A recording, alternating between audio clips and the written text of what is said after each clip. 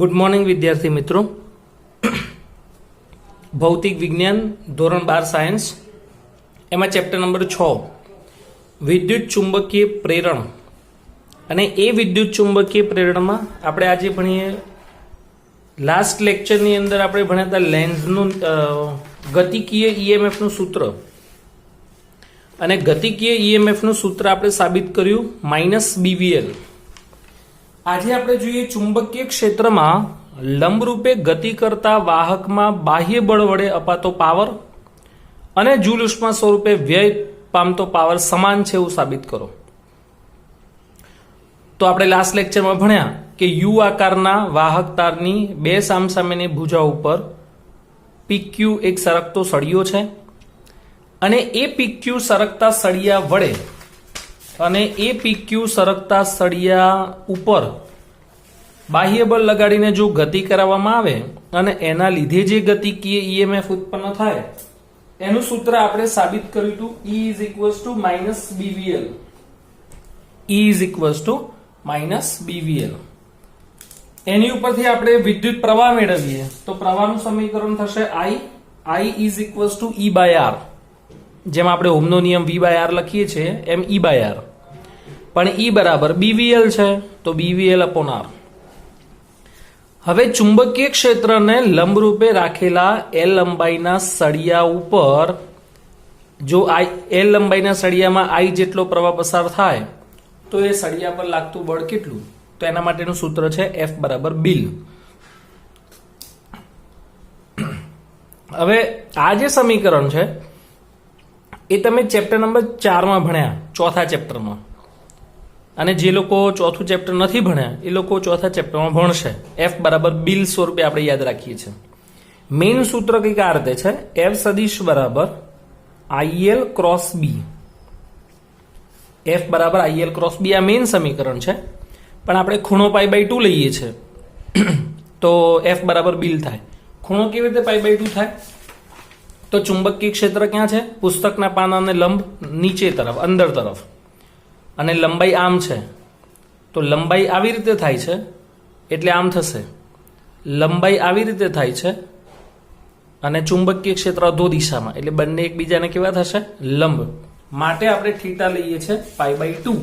તો સમીકરણ આવશે F=BIL. એમાં આપણે વિદ્યુત પ્રવાહનું સૂત્ર મૂકી દીધું BVL/R.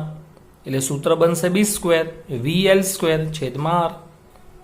બાહ્ય બળ વડે અપાતો પાવરનું સૂત્ર લખીએ તો P = F×V. Force into velocity. આવું આપણે ભણ્યા 11મા ધોરણમાં 6થા ચેપ્ટરમાં ભણ્યા કાર્ય ઉર્જા પાવરમાં. P બરાબર બળ અને વેગનો ગુણાકાર. તો F ની કિંમત મૂકી દો તો V×V² થઈ જશે. તો આ ઇલેક્ટ્રિક પાવર છે, ઇલેક્ટ્રિક પાવર, વિદ્યુત પાવર. અને વિદ્યુત પાવરનું સમીકરણ થશે B²V²L²/R. B²V²L²/R. જૂલ ઉષ્મા સ્વરૂપે વ્યય પામતો પાવર આપણે લખવો હોય તો જૂલનો નિયમ અને એની ઉપરથી 3 સૂત્રો આપણે સાબિત કરવાના છે. પાવરના 3 સૂત્રો જે આપણે ત્રીજા ચેપ્ટરમાં ભણ્યા. P બરાબર એક તો VI છે, બીજું સમીકરણ P બરાબર I²R અને ત્રીજું સમીકરણ P બરાબર V²/R. અને આ તમે 10મા ધોરણમાં પણ ભણી ગયા છો. તો આ જે પાવરના જે 3 સૂત્રો છે એમાંથી આપણે I²R જ્યારે વ્યય થતો પાવર પૂછ્યો હોય, વ્યય થતો પાવર, તો આ જ સૂત્ર એપ્લાય કરવાનું I²R. કારણ કે વ્યય કોના દ્વારા થાય? અવરોધ દ્વારા. માટે P બરાબર I²R. અને પ્રાપ્તિ સ્થાનમાંથી આપણા ઘરમાં મીટર હોય બરાબર, એ ઇલેક્ટ્રિસિટી નજીકમાં કોઈ સ્ટેશન હોય એ પ્રાપ્તિ સ્થાન છે. પ્રાપ્તિ સ્થાનમાંથી મળતો પાવર પૂછ્યો હોય તો આ સૂત્ર એપ્લાય કરવાનું P બરાબર VI. તો અહીંયા આપણે સૂત્ર એપ્લાય કર્યું P બરાબર I²R. પણ I બરાબર તો શું છે? BVL/R. I બરાબર BVL/R એનો આખો વર્ગ કરીને અહીંયા મૂકી દીધો આપણે. એક આ ઉડી જશે તો B²V²L²/R એનું એ જ સૂત્ર મળશે. પણ ફરક એટલો જ કે આ વિદ્યુત પાવર છે, આ મિકેનિકલ પાવર છે, યાંત્રિક પાવર છે. આમ કહી શકાય કે વિદ્યુત પાવર અને યાંત્રિક પાવર બંને સરખા છે. પણ ખાસ યાદ રાખજો, આ વસ્તુ ત્યારે જ શક્ય બને, આ આઈડિયલ પરિસ્થિતિ છે, એટલે આ વસ્તુ ત્યારે જ શક્ય બને જ્યારે બીજા બધા પ્રકારના આપણે વ્યય અવગણ્યા હોય તો વિદ્યુત પાવર ઇક્વલ ટુ યાંત્રિક પાવર થાય, એ આદર્શ કિસ્સો છે. હવે વિદ્યુત ભારનું સૂત્ર લખીએ. તો વિદ્યુત ભારનું સમીકરણ તો Q ના 3 સૂત્રો છે.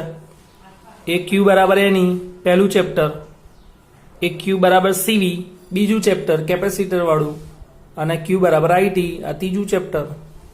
ત્રણે ત્રણ વિદ્યુત ભારના સૂત્રો. તો એમાંથી આપણે આ સૂત્ર એપ્લાય કર્યું. ડેલ્ટા Q બરાબર I ડેલ્ટા T. સમય સાથે વિદ્યુત ભારના જથ્થામાં ફેરફાર થાય છે, પણ I is equals to E by R. I બરાબર E બાય R. એમાં આપણે ફેરાડેનો નિયમ એપ્લાય કર્યો. E બરાબર delta phi by delta T. આમ તો માઇનસ આવે છે, પણ ઋણ નિશાની તો આપણે કીધું એમ લેન્ઝના નિયમની હાજરી દર્શાવે, એ આપણે ક્યાંય લેવાની નથી. તો E is equals to delta phi by delta T. R તો છે જ. ડેલ્ટા ડી આપણે કેન્સલ કર્યો, તો delta Q is equals to delta phi છેદમાં R. આમ કહી શકાય કે વિદ્યુત ભાર એ ફ્લક્સમાં થતા ફેરફાર ઉપર તો આધારિત છે જ, પણ સાથે સાથે કુલ અવરોધ ઉપર પણ આધાર રાખે છે. એટલે કે પ્રેરિત વિદ્યુત ભાર ચુંબકીય ફ્લક્સના કુલ ફેરફાર પર આધાર રાખે છે, ઉપરાંત પરિપથના કુલ અવરોધ ઉપર પણ આધારિત છે. તો આ થયું વિદ્યુત પાવર અને યાંત્રિક પાવરની સમાનતા. એના પછી આપણે જોઈએ સ્વાધ્યાયનો 6.3. 15 આંટાઓ પ્રતિ સેન્ટીમીટર વાળા એક લાંબા સોલેનોઇડમાં તેની અક્ષને સમાંતર સોલેનોઇડની અંદર 2 સેન્ટીમીટર સ્ક્વેર ક્ષેત્રફળ ધરાવતો એક નાનો ગોળો મૂકેલો છે. જો સોલેનોઇડમાં વહેતો પ્રવાહ 0.1 સેકન્ડમાં 2 એમ્પિયરથી 4 એમ્પિયર સુધી બદલાય તો પ્રેરિત EMF નું મૂલ્ય કેટલું? ચલો બધું આપણે પહેલા MKS માં ફેરવીએ. તો આ શું છે? એકમ લંબાઈ દીઠ આંટા, 15 આંટા પ્રતિ સેન્ટીમીટર. એટલે નીચે 1 સેન્ટીમીટરના કેટલા મીટર થાય? તો 10⁻². -2 ને ઉપર લઈ જાઓ તો +2. તો આંટાઓની સંખ્યા 1500 થશે. ક્ષેત્રફળ 2 સેન્ટીમીટર સ્ક્વેર છે, એટલે એને મીટરમાં કન્વર્ટ કર્યું. 2 × 10⁻⁴. પ્રવાહ બદલાય છે 2 એમ્પિયરથી 4 એમ્પિયર. સમય આપેલો છે 0.1 સેકન્ડ. સોલેનોઇડ વડે ઉદ્ભવતું ચુંબકીય ક્ષેત્રમાં, હવે એક આ પણ ખાસ ધ્યાન રાખજો, સોલેનોઇડ વડે ઉદ્ભવતું ચુંબકીય ક્ષેત્રનું સમીકરણ એ ચોથા ચેપ્ટરમાં આવે છે. ચોથું ચેપ્ટર. સોલેનોઇડ વડે ઉદ્ભવતું ચુંબકીય ક્ષેત્ર B બરાબર μ0 NI, એની સાબિતી ચોથા ચેપ્ટરમાં છે. હાલ આપણે સ્વીકારી લઈએ. μ0 એ શૂન્યાવકાશની પરમિયાબિલિટી, n એટલે એકમ લંબાઈ દીઠ આંટા. ખાસ ધ્યાન રાખજો, દરેક ચેપ્ટર વાઇઝ સંકેતો બદલાશે. આપણે ત્રીજા ચેપ્ટરમાં n ને શું કહેતા હતા? તો n એ સંખ્યા ઘનતા છે ત્રીજા ચેપ્ટર પ્રમાણે પ્રવાહ વિદ્યુતમાં, જ્યારે આ ચેપ્ટરમાં n એ પ્રતિ આંટા પ્રતિ સેન્ટીમીટર છે, અથવા તો એકમ લંબાઈ દીઠ આંટા છે. I એટલે પ્રવાહ. ચુંબકીય ફ્લક્સનું સૂત્ર φ બરાબર 12. B નું સમીકરણ મૂકીએ μ0 NI × A. હવે ફ્લક્સમાં ક્યારે ફેરફાર થાય? તો અહીંયા લખેલું છે કે શેમાં ફેરફાર કરીએ છીએ? પ્રશ્નમાં શું લખેલું છે? 2 એમ્પિયરથી 4 એમ્પિયર પ્રવાહમાં ફેરફાર કરીએ છીએ, અને પ્રવાહમાં સ્થાયી રીતે બદલાય છે, માટે EMF ઉત્પન્ન થાય છે. તો આપણે ડેલ્ટા ક્યાં આપવાનો? ડેલ્ટા I આપવાનો. તો અહીંયા ડેલ્ટા φ આવશે. તો delta φ is equal to μ0 NA × delta I. E બરાબર ડેલ્ટા φ બાય ડેલ્ટા ટી છે. ડેલ્ટા φ નું સૂત્ર મૂકી દો, કિંમતો મૂકો. μ0 ની કિંમત 4.2 × 10⁻⁷. આંટાઓની સંખ્યા કેટલી છે? 1500. ક્ષેત્રફળ આપેલું છે, પ્રવાહ 4 - 2 એટલે 2 છેદમાં ડેલ્ટા ટી એટલે 0.1. તો કેલ્ક્યુલેશન કરશો તો આપણને જવાબ મળશે 7.5 × 10⁻6 વોલ્ટ.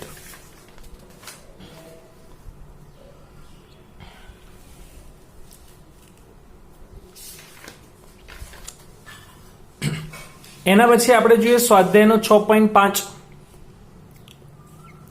1 મીટર લાંબા ધાતુના સળિયાને લંબ અને તેના કોઈ એક છેડામાંથી પસાર થતી અક્ષને અનુલક્ષીને 400 રેડિયન પર સેકન્ડની કોણીય આવૃત્તિ સાથે ભ્રમણ કરાવવામાં આવે છે.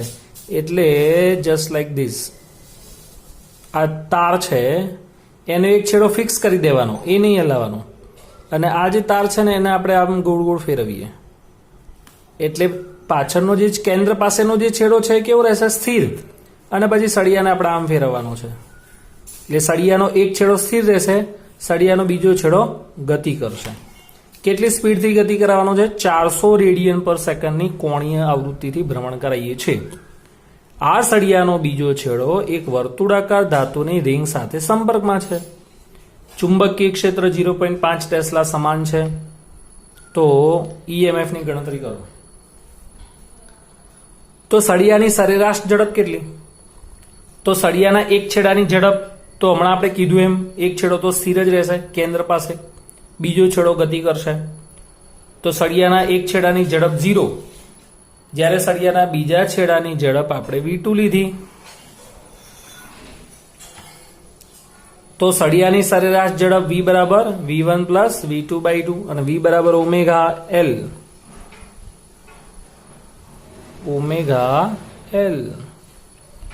તો સમીકરણ બનશે ω/L/2. આપણે ચાક ગતિ ચેપ્ટરમાં ભણ્યા ને, v બરાબર r ઓમેગા. v બરાબર આ સૂત્ર ક્યાંથી આવ્યું? Omega L. v બરાબર r ઓમેગા આપણે ભણી ગયા ચાક ગતિ ચેપ્ટરમાં. તો વોટ ઇઝ r? ત્રિજ્યા. તો જે સળિયાની લંબાઈ છે એ ત્રિજ્યા થઈ જાય ને. આ સળિયો છે, આ સળિયાની લંબાઈ છે, એક કેન્દ્ર સ્થિર છે, આમ ગતિ કરાવીએ તો સળિયાની લંબાઈ ત્રિજ્યા થઈ જાય, જે વર્તુળ બને એમાં. તો v બરાબર શું લખાશે? L ઓમેગા કે ઓમેગા એલ. તો અહીંયા આપણે લખ્યું ω/L/2. ગતિકીય EMF નું સૂત્ર E બરાબર BVL. v ની જગ્યાએ ω/L/2 એટલે b ω/L²/2. પછી બધાની કિંમતો મૂકી દો એટલે જવાબ આવશે 100 વોટ.